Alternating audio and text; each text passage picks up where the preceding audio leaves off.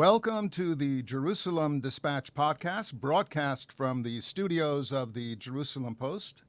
This is day 611 of the October 7th War.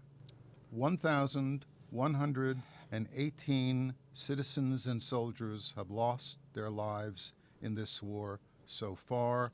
We have some 20 living hostages still held by Hamas in the Gaza inferno. I'm Elliot Jager. And I'm Calev and Elliot, and as you hear, our accents may be that of two Jews out of New York City, but our vantage point is that of longtime residents of Jerusalem, looking out from here into the latest developments in Israel, the Middle East, and the Jewish world. And let me introduce my co-host, Elliot Jager. Elliot is a political scientist, author, and journalist. You can now find his fine work on Substack. And with me in the studio is my partner, Calev Ben David. He anchors ILTV's Security Brief program and is a former senior anchor at I-24 News Channel. Calev is also former managing editor of the Jerusalem Post, and before that, Bloomberg News bureau chief, and that's just part. Yeah, but we have a lot to cover, so I'm going to skip the rest of my credits, right. Okay? Because we have lots to cover. Right. We're going to start with the connection between Islam's holy season, we'll explain that, and the long wait for a bus for Jerusalem, for those of us who take buses. I know you do. I do. We're going to look at Israeli politics. The Haredi political party is going to bolt this government, this coalition, and bring down Benjamin Netanyahu. This could be the key week. We'll give you a little history of ultra-Orthodox participation in Israel's government since 1948, and we'll also talk about why brand Israel, how Israel is perceived abroad, has been taking some hits in the last couple of weeks. Finally, we'll look at the connection between the gay march here in Jerusalem, the gay pride march here in Jerusalem, and the New York mayoral race, or in our hometown of New York there. Right. But Elliot, let's start. Let me just say that this Friday I had my weekly tennis game Friday morning, and I left my house to at 7 a.m. to go to the tennis courts in Mount Scopus, and there was a big traffic jam on road number 1, the road going to Mount Scopus, which separates Jewish Jerusalem and Arab Jerusalem at 7 a.m. on a Friday morning, and this is holiday traffic, Elliot. Maybe explain that. You have a problem with buses. To me, it was traffic. So Calev, on Friday, we're talking about Friday, June 6th, Palestinian Arabs, who are overwhelmingly Muslim, began a 4-day Islamic festival called Eid al-Adha. Eid al-Adha is celebrated also, by the way, by Druze and also by Alawites, although there aren't too many Alawites in Israel. And it happens on the Muslim calendar on the 10th day of the Muslim calendar that we're in, which is the last month of the Muslim calendar. As far as the traffic jam is concerned, that's interesting. People probably going to prayers, but I can talk more. Okay, well, coming home from they do a ritual sort of. Right, so feast. I can talk a little bit more authoritatively about, since I'm a bus spotter, about the buses. You know, the preponderance of drivers in Jerusalem, bus drivers, are Arabs. Right. And so the notices on all the, when your next bus is coming, 5 minutes, 10 minutes, and this one says, give up hope. Because most of the drivers took annual leave, religious leave, and so a lot of lines are delayed, and some lines are completely shut down for the holiday. But, why are we talking about this? Partly we're talking about this because our lives are so interlinked, and I think folks abroad need to understand how the lives of Jewish Israelis and Arab Israelis and Palestinian Israelis and Palestinian Arabs, how our lives are... Especially in Jerusalem. Especially in Jerusalem, but of course also in the environs of Jerusalem and beyond. That's one reason. And the other thing is civilizational literacy. Jewish civilization is what we are, is what we are part of, and our civilization interacts with Muslim civilization. And it kind of behooves us to have a little bit of literacy about the civilization which interacts with us, sometimes rubs up against us. So let's talk a little bit about that, and I'll begin by simply explaining what the Id is, the festival is. It commemorates Abraham's sacrifice of. I know this is a trick question. It's a trick question. You want me to say Yitzhak, Yes. Isaac, but no, it's the sacrifice of Ishmael, Exactly. the other son. Exactly.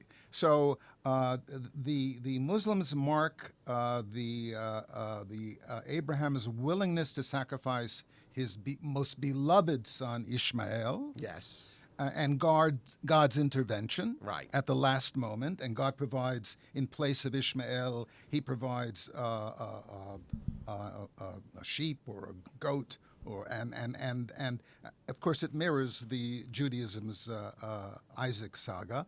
Eid al-Adha is observed with communal prayers, going to mosque, wearing holiday attire, greeting everyone with Eid Mubarak, which is means happy holidays. There's shared meals. It's around the family.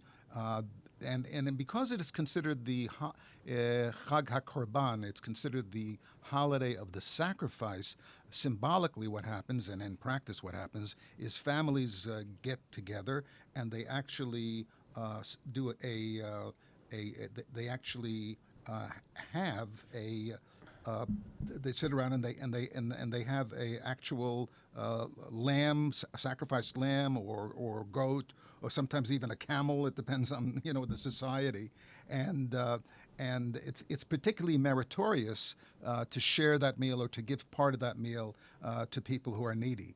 So. And this Eid festival, by the way, at the last month of the Muslim year, is also now coincides with the obligatory Hajj to Mecca. Yes. And that's performed between the 8th and the 13th of this particular month, which actually began on June 4th in the secular calendar. Now, the Hajj is a pilgrimage, as you know, Calev, that every able-bodied Muslim who has the wherewithal to do so is expected to do, and it's kind of interesting because right now the temperature in Saudi Arabia is well over 100 degrees Fahrenheit. Right. And so this is not an easy thing to do. The Saudis have very strict rules about quotas for each country. Right. By the way, one of my first stories for the Jerusalem Post back in the 1980s was about Israeli Arabs who got permission and still get permission to go to the Hajj, and how they cross from they don't go directly, of course. Right. That's impossible. They cross into Jordan over usually the Allenby Bridge, That's or exactly. they could fly, and then they get special passes allowing them to go into Saudi Arabia. That's exactly right. And I'll make an editorial point that during these very, very difficult times that we're in, during this war period and bloodletting, it's a little bit hard to differentiate, at least for some people, between Islam, which we're talking about, and Islamist fanaticism, Sure. which is driving Hamas and many others. Right. And to some Jews, it seems to be an exercise in semantic self-delusion. But Calev, I don't think it is. I think it's to our benefit to think of ourselves. There are 15 million Jews in the world. I don't think it's to our benefit to think of ourselves as being in a state of war with Islamic civilization, which is 2 billion adherents worldwide. I don't think it makes sense. It's good practice, and yet something. This is precisely what some of our politicians, NGOs, various sects are up to, and maybe one day we can talk about that. But pushing that idea of pushing us into a confrontation, a religious war, particularly on the Temple Mount, is just plain, ridiculous. So, because not coincidentally, Calev, when October 7th broke out, and Hamas was trying to rally Hezbollah to their side. They wanted Hezbollah to invade from the north, and they were trying to rally the West Bank Arabs to rise up and to invade the population centers of Kfar Saba, Ranana, from the West Bank. You know, what did they call October 7th? Mohammed Def named the operation, the surprise attack against Israel, Operation Al-Aqsa Deluge. He was using that to motivate,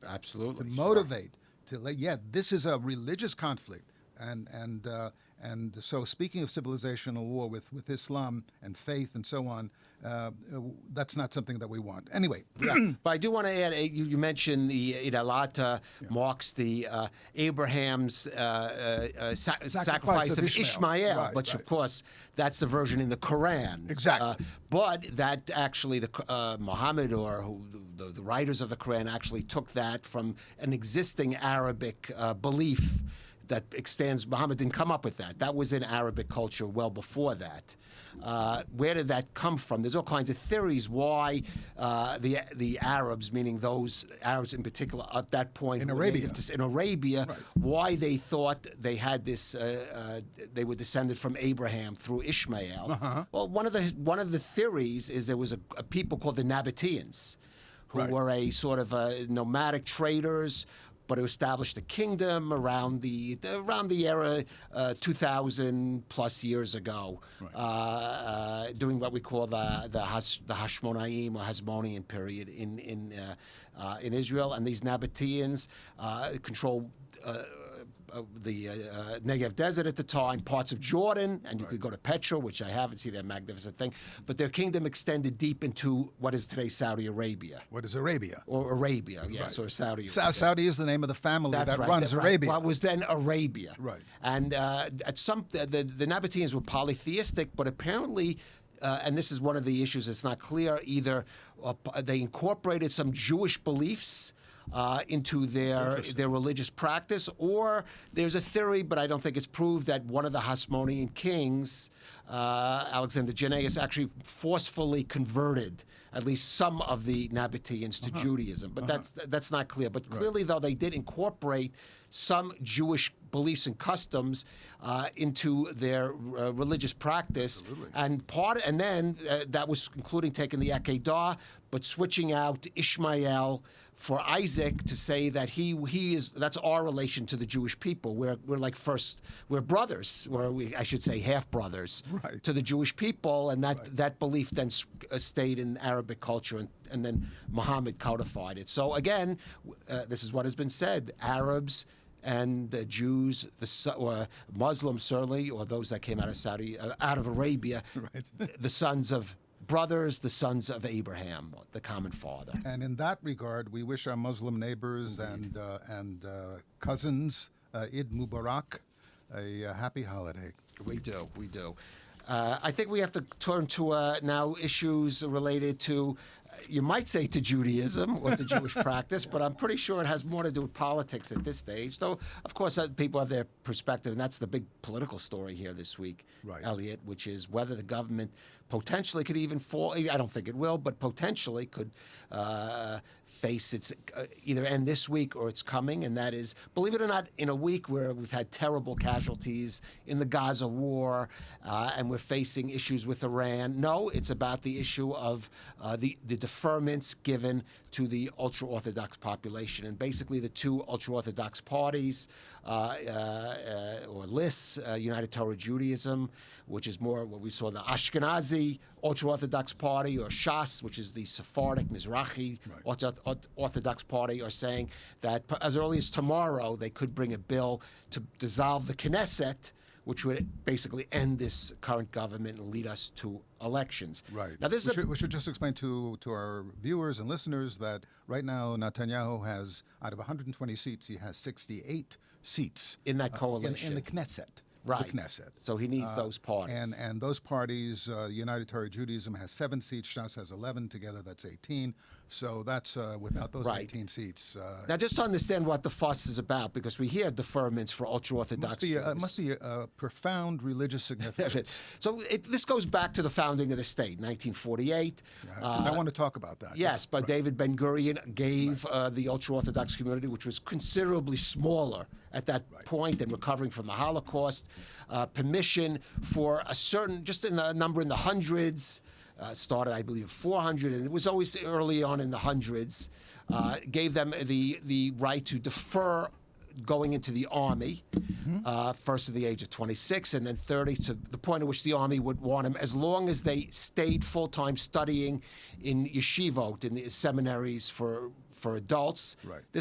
And those people were called Torato Amonato, which is Torah is their job, their occupation. Right. And that was a accommodation the state could live with, because the numbers were still quite small of the ultra-Orthodox population. Over the years, their population grew, and different governments did extend the, But let me take the number you of to, deferments. Let me take you to, why is this happening now? Why? Well, that's what I'm getting Why there. is this I'm crisis getting there. happening now? I'm getting there. Because in 1977, Menachem Begin lifted, I can see you want to jump in, he did lift the limit Right. on the number of deferments. Right. So, but the question is, why is this coming to a head right now, this week? Why didn't it come to a head last week? Why didn't it come to a head, 3 weeks ago? What's going on? Well, okay, and so that's what I think. Okay, so there is obviously what happened is, as more and more of these the ultra-Orthodox population grew dramatically, the number then went from a few hundreds to a few thousand, through tens of thousands to hundreds of thousands of ultra-Orthodox. Right. Now, this was first an economic problem, because in order not to do the army, they had to stay in these yeshivot and not go to work. Right. Now, but And it was an economic burden. Right, but the prime minister has been promising the Haredi parties that he would institutionalize. Okay, because there's a law which is called the Tal law. In 1998, when it was clear that this was very unfair, what was happening, the High Court of Justice said the exemptions were not legal, because they were not giving equality among people who had to do the army 3 years, were losing economic chances, were risking sacrificing their lives, and the fact there were hundreds of thousands that were studying in these yeshivot. Some were working on the sly. Well, do you think that since October 7th, the situation has simply become even more No, untenable? well, the initial problem, and why Israel lived with it, the initial problem was economic, that the ultra-Orthodox were not entering the workforce. But now the problem has shifted to being one of security. Okay. Because all during the years, the discussion was, we've got to find a formula in which the ultra-Orthodox could avoid the army but go to work right away. But Right. and we were on their way to this law. This was a new law that would sort of codify these exemptions for the ultra-Orthodox, the haredim, so they could avoid the army but go right to work. Right. But after October 7th, the whole discussion changed.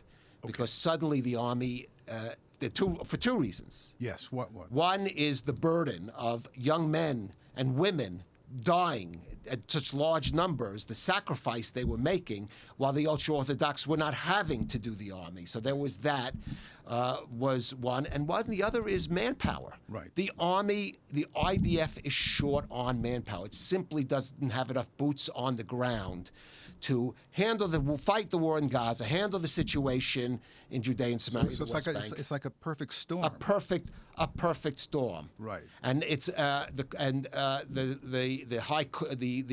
efforts by the government, which was on its way to making a law to codify these exemptions, which might not have been accepted anyway by the Supreme Court. Right.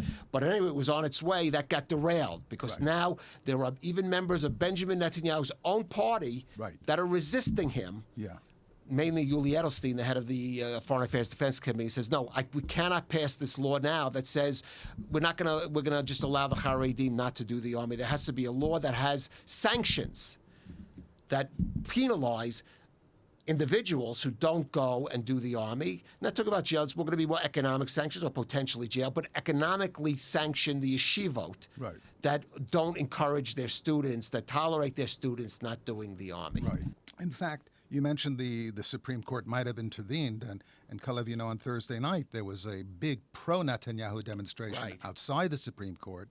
In fact, somebody took a shot at one of the windows of the Supreme Court. Yeah, with an air gun or a slingshot, we don't know, and they shot at one of the windows. But the whole idea would be that the whole notion for these thousands and thousands, tens of thousands of Netanyahu supporters who turned out on Thursday night, what they were saying is, we don't want the Supreme Court to intervene in judicial review. We don't want the Supreme Court to have a power of judicial review, and certainly not to outlaw or to say that certain of the laws passed by the Knesset are, including one that would exempt haredim forever and ever from serving in the army, that we don't want that. So it's a strange. Netanyahu has to somehow balance. Right, but what's interesting is that it's no longer the Supreme Court that's the main obstacle. It's in fact some members of Netanyahu's own party, right, including Yuli Edelstein, right, who is the head of the Foreign Affairs and Defense Committee, the former refusnik Yuli Edelstein, who at one point did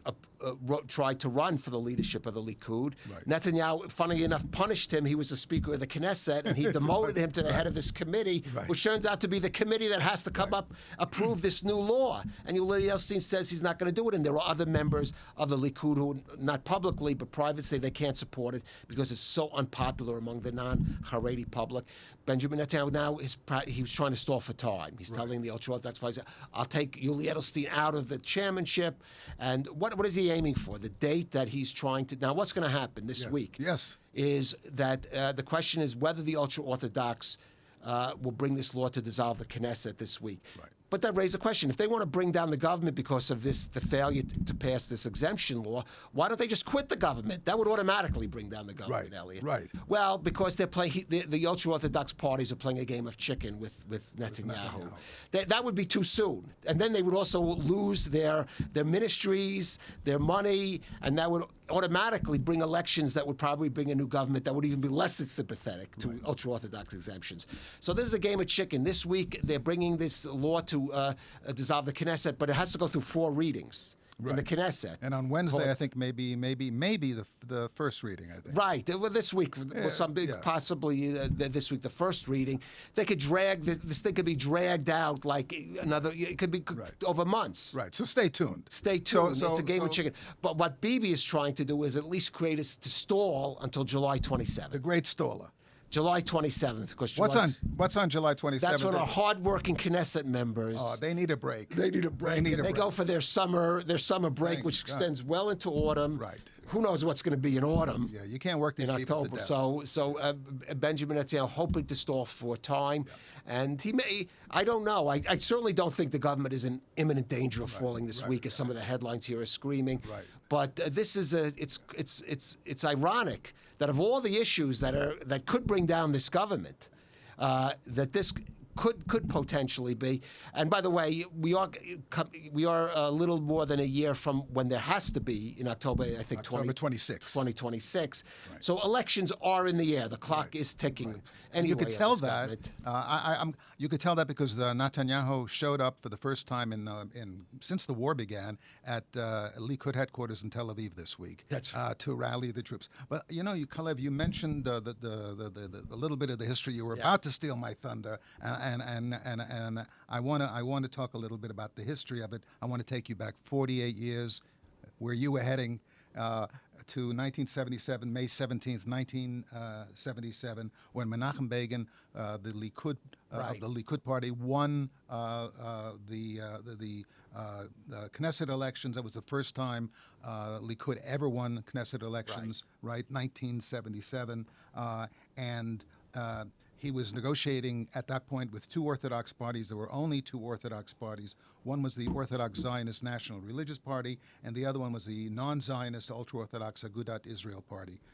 The NRP, the National Religious Party, was the Mizrahi Party, now defunct, and the Dati Leumi Party, Mizrahi Party, NRP, which had long affiliated with Labor, but by 1997, had evolved into a settlement party and was interested in going partners with Begin. And Agudat Yisrael, and a little bit of history, Agudat Yisrael was created in 1912 in Europe as an anti-Zionist party. The whole purpose of Agudat Yisrael was to block the development of the Zionist movement as an anti-Zionist party, as an anti-liberal party. It was a Hasidic, McNagdic front.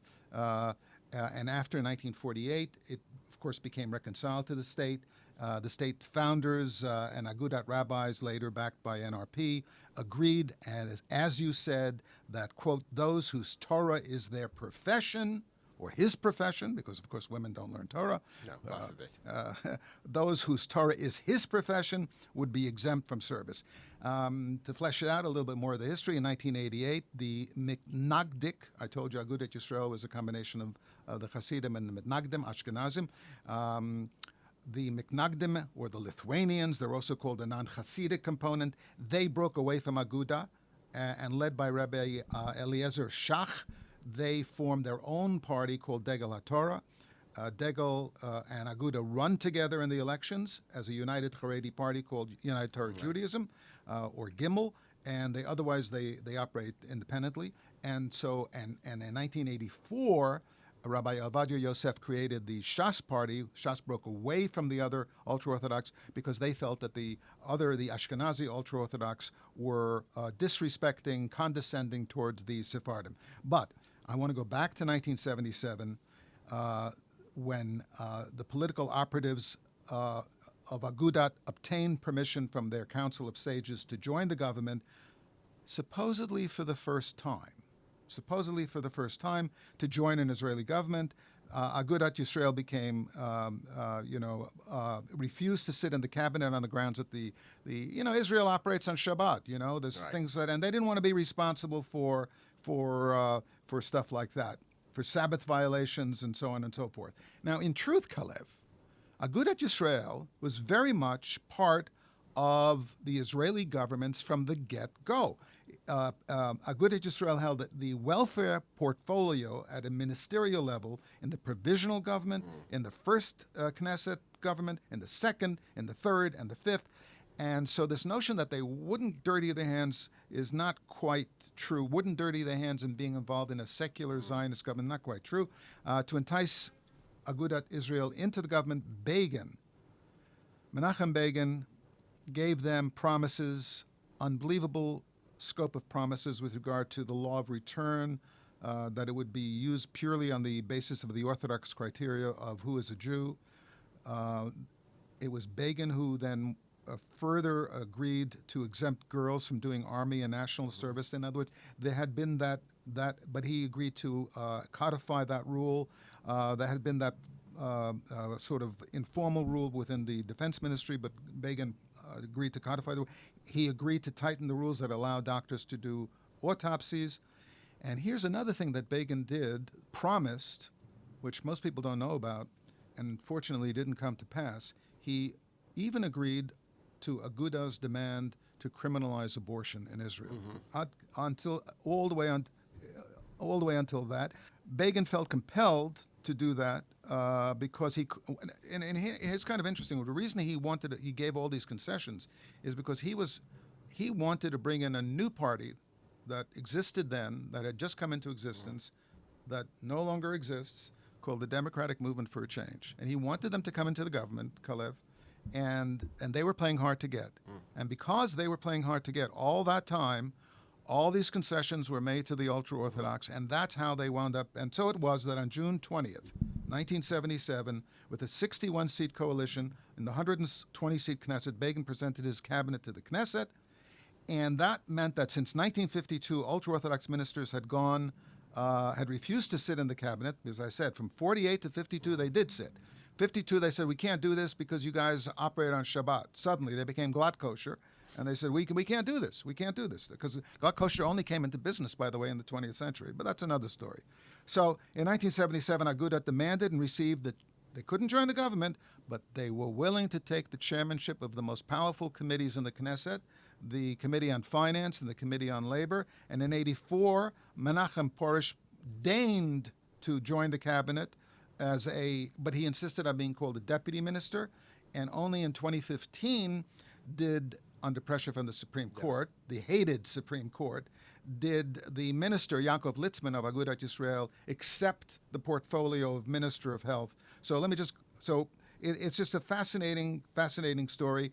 Back in 81, Aguda being in the government, They got tremendous amount of financial support from the Israeli government, and above all, Aguda demanded, and Begin capitulated in broadening the notion of what you said before. Torah is his profession. Again, he wanted to codify, to encompass any adult male who identifies himself as a yeshiva student. Begin agreed to codify that procedure, which had been informally agreed upon. And at the time, there was a deferment that covered perhaps several thousand ultra-Orthodox scholars but no, Begin now agreed to codify this into a law and give these people. Now, I'll end with this. Remember I mentioned the Democratic Movement for Change? It was led by Yigal Yadin? Yeah, sure. Finally, they woke up. By the time they belatedly reached a coalition deal with Menachem Begin and joined the Begin government in October 25th, 1977, the Orthodox and the ultra-Orthodox parties had achieved all their main objectives. Which brings us to the present. If today's Orthodox parties carry through with their threat to leave the Netanyahu-led coalition, it would only be in the hope that they will have a stronger cards to play, and now the credibility to play them after the next elections, and maybe in the next Netanyahu-led government. Yes, but of course, let's just end with the note that the most recent polls show that those parties, or the new parties that would be opposed to Netanyahu, would come into power, and they would be certainly less sympathetic toward the ultra-Orthodox demand, which is why I think, in a way, they're shooting blanks right now. But at the end of the day, there will be a reckoning that, as you said, decisions made in 1948 and 1977, the chickens may be coming home to roost on this, and we'll have to see. There may be a time when every man will have to, and woman, will have to do their duty here in the state of Israel. Absolutely. Well, Calev, we've been looking around, and we're noticing that Israel's image is even more difficult today than it's been. There's a writer for the Times in London called Hadley Freeman, who wrote in today's paper. She was describing a conversation that every Jew is having, that she knows is having, and that was, how can I debate Gaza horrors when I can't even square them in my own head? So what I'm thinking, Calev, is that Israel's image is already hemorrhaging, that our brand is taking a beating, that there are cascades of reports that are flooding the international media, that the IDF killed scores of Gazans at the food distribution. Reports that have been disputed, and even the BBC and the Washington Post have had been retracted. But, as we know, the damage is done, and Israel supporters, say it's a horrific blood libel. But I want to get your reaction to this. My feeling is that the IDF spokesman took an eternity to come up with a very vague denial of these events, and now, of course, it turns out that the source of all of this information was a Hamas operative who was providing all this information. So that's just part of what I see happening here, and I think people, especially in the diaspora, but also here in Israel, kind of throwing up their hands and saying, "Is this really a public relations problem, or are we just not handling the situation?" I think it's a combination of both. I mean, obviously, there are those who feel. Obviously, there are criticisms of how the situation in Gaza. Some of the decisions that are being made in the worst way. That, for example, setting up this alternative to UNRWA to deliver humanitarian aid is a worthy effort. The alternative is called the Gaza Humanitarian Fund. Is a worthy effort because aid organizations like UNRWA and others have been compromised by their, in some ways, even cooperation with Hamas over the years. But the thing is, first of all, why wasn't this done sooner? Why wasn't it done earlier on? Why isn't it a year ago? A year ago. Why isn't there more transparency about where it's being funded? The same thing goes with a recent decision to arm armed groups in Gaza, in the clans, whether this is a good idea or not. Why wasn't this made more transparent? Why isn't it part of a broader strategy about the day after in Gaza? So certainly is that.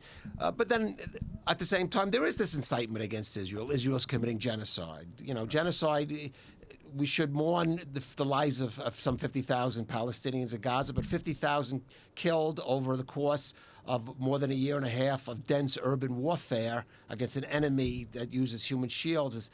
That's 50,000. Genocide is 50,000 people being put in a gas chamber. Yeah, you know what really offends me? Ehud Olmert. Ehud Olmert, remember a name from the past? Unfortunately, I do. So the New Yorker gave him a platform to write that Israel's committing war crimes. And I was thinking to myself, I'd like a list of countries. I'm trying to put together a list of countries that hasn't committed a war crime when it was a war crime, in quotations, when it was fighting a non-state actor. Let's say, just say, limit the list to the last 70 years. I'd like Ehud Olmert to at least come up with a list of countries that cannot be accused of committing war crimes. Right. So, I thought, these people are coming out of the woodwork, and it's so debilitating to see that sort of thing happen. But having said that, I do think that the failure of this government to have a plan, to acknowledge a plan for what we would do, and to have that plan in place a year ago, to be able to articulate a plan. And because it didn't have a plan, it kept saying that it would never feed these people, it would not provide electricity for these people. And what's the bottom line today? What's really happened? What's really happened is the government of Israel is actually funding this organization, most likely is funding this organization that is providing this humanitarian aid. It's providing guns to people. So we cannot deal with the PLO. But who are these people? These people are coordinating with the PLO. These clans are coordinating with the PLO. So what I'm saying is, in an effort to get around and around and around, and to keep Minister Smotrich and Minister Ben-Gvir happy, and other members of the coalition happy, and he has led Israel down a very, very dangerous path, and that's why it's a little hard for our friends, even our most beloved friends, to explain to themselves, let alone to the to the. I will just answer one final, though. You have to distinguish between the government of a country and the country. The United States has a very controversial government now. Does it? We won't go into that, but there are many countries that people all over the world, as you say, war crimes. There are countries now committing major war crimes. Russia. You don't see mass protests against Russians. You don't see attacks against Russian Americans or Ukrainian Americans, right? In the United States. Absolutely not. So let's leave it at that. I want to maybe bring on something more positive, but I think it's positive. Yes, we could use it for Israel's image. It's unfortunately a story that should have gotten more exposure, which is Jerusalem held a gay pride parade. Not the first one. It's been doing it for a number of years in Jerusalem. Right. There's always been a parade in Tel Aviv. Right. And then they instituted, I think, a new parade. But that's already now a couple of decades old, the gay pride parade in Jerusalem. Unfortunately, in past years, there have been scenes of violence there. A decade ago, Shira Banki, a 16-year-old girl who was just marching as a friend, solidarity friend. I don't believe she identified as gay. A student here in Jerusalem, someone pretty well known even in my community that I go in, and she was stabbed to death by some basically disturbed person, but who bought into a lot of the incitement by some religious extremists, radicalized by religious extremists. And far-right extremists against it. So she was stabbed. That was 10 years ago. So this last week, for the first time, the president of Israel, Isaac Herzog, took part. First time a Israeli president took part in the gay pride parade in Jerusalem. And he did it specifically, he said, to honor the memory of Shira Banki and her sacrifice. Good for him. It's funny that with all that's going on and a lot of the agitation against Israel, the fact that there's a gay pride parade, not just in Israel, but in Jerusalem, attended by the president, it's something that should be something better known. You know, Calev, it struck me that Thursday night there was a gay pride parade. There was thousands, tens of thousands of Netanyahu supporters demonstrating in front of the Israeli Supreme Court, and all of the Muslim Arabs were starting their holiday. And the buses, therefore, were bit by bit disappearing. All that was happening on a Friday night, on a Thursday night in Jerusalem. I just find that fascinating. Right. Well, you might find fascinating that, of course, the big gay pride parade in Tel Aviv will be this Friday. They also have a guest of honor. Who's the guest of honor? You don't know. No, I really don't know. I'll tell you. Caitlyn Jenner. You know, are you familiar with you and I, as men of a certain age, will better remember Caitlyn as Bruce Jenner, the decathlon and pentathlon winner there in the decathlon winner in the 1976 Olympics, who became part of the Kardashian clan, and then transitioned, is now trans, identifies as trans, as Caitlyn Jenner, and is coming to Israel. And in a show of support, and is a big celebrity in America, and will be. So I really wish that Isaac Herzog at the Gay Pride Parade would have gotten a lot of publicity in Jerusalem, and it didn't really happen internationally. No. But I think Caitlyn Jenner at the Tel Aviv Pride Parade should get some kind of that should get some. So what's the connection, Calev, between what's happening, the Gay Pride? You mentioned before the Gay Pride march here, and what's going on in the city of New York. But the city of New York, our hometown, has there's a mayoral election later this year in November. Right. But usually in New York, almost always the Democratic candidate wins. Right. So the actual real election for the mayor of New York could be in, I think, June 24th, which is the Democratic primary. Right. In New York, the way the system works is you begin voting on June 14th, and it culminates on June 24th. Right. June 24th. Right, exactly. Right. And if you know what's become the big issue there, surprising Israel. Why? Because in the Democratic primary, the candidate currently leading the polls is Andrew Cuomo, the former governor of New York, son of the late Mario Cuomo, also a governor, figure we grew up knowing quite well. Right. And he was the governor of New York and then had to resign over controversies over his behavior towards women that worked in his office. It was like a Me Too thing.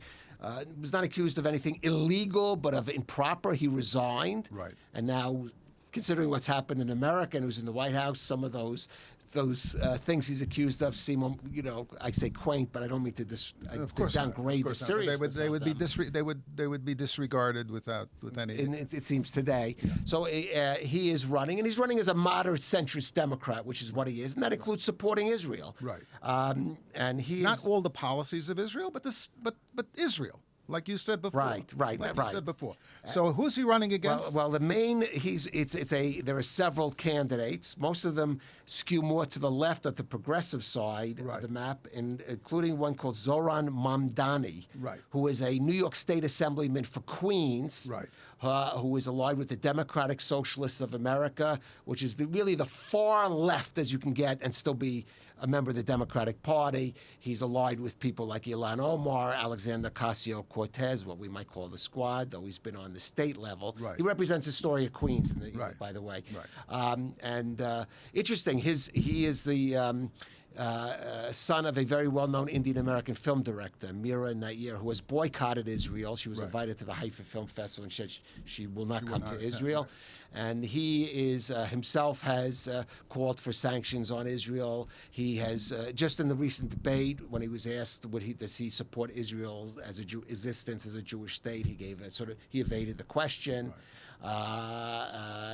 In the past, he's been sympathetic to BDS, so definitely perceived in this race as the anti-Israel candidate. In our native New York, they used to say the mayor's office of New York has a foreign policy consisting only of the 3 I's. Right.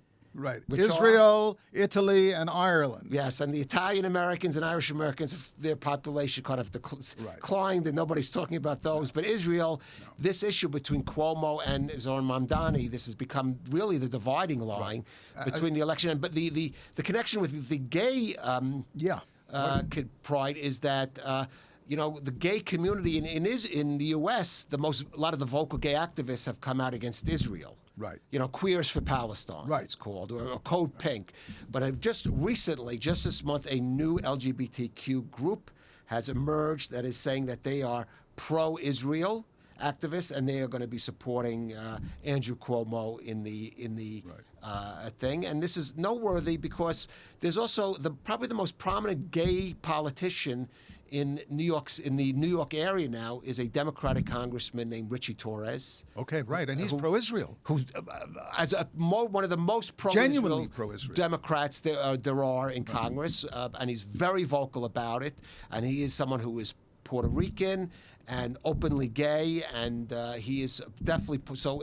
Again, this split in the gay community. It shows you that. The hypocrisy, ridiculousness of queers for at least those LGBTQ that are supporting at least Hamas in this war is crazy or showing sympathy for that. So again, interesting how that issue is tied in between. Now, you and I can't handicap this election because we're not that au courant on what's going on, but we do know that they have a system today, unlike when you and I lived in the city. They have a system in New York which is a preference system where you get to select the top 5 of your preferences, and it's conceivable that Mandani could win. I know you don't agree, but I'm I'm nothing. No, it's certainly conceivable. It's conceivable that Mandani. It's just not the polls don't show that yet, but it's conceivable. And if that happens, it would be a tragedy for the Jewish community in the city that identifies with Israel, for Israeli diplomacy. It would be. It's almost unbelievable. The shock that would be for the Jewish community in New York City. And I think for American Jewry as a whole would be, almost hard to even conceive how that kind of reaction that would be, and we'll just have to wait and see. So you give kudos to President Herzog for Jerusalem, and you give kudos to who's coming to Caitlyn Jenner. You gotta check. You gotta bone up on your Kardashian law. I admit I got to coming to Tel Aviv. Okay. And I will do to this Andrew Cuomo. I don't vote in New York elections anymore. He's an interesting figure. Certainly preferable to Mamdani in my view in every way. So I do hope he wins. You want to say that's an endorsement, but I'll give consider kudos. This an endorsement from the two of us. Yes, but I will give it also to this pro-Israel LGBTQ group. LGBTQ Zionists of New York. Well done. You have my support. Well done. So that's it for this edition of the Jerusalem Dispatch from the studios of the Jerusalem Post with Calev Ben David and me, Elliot Jager. Until next time, lehitraot. And shalom from Jerusalem. Shalom from Jerusalem.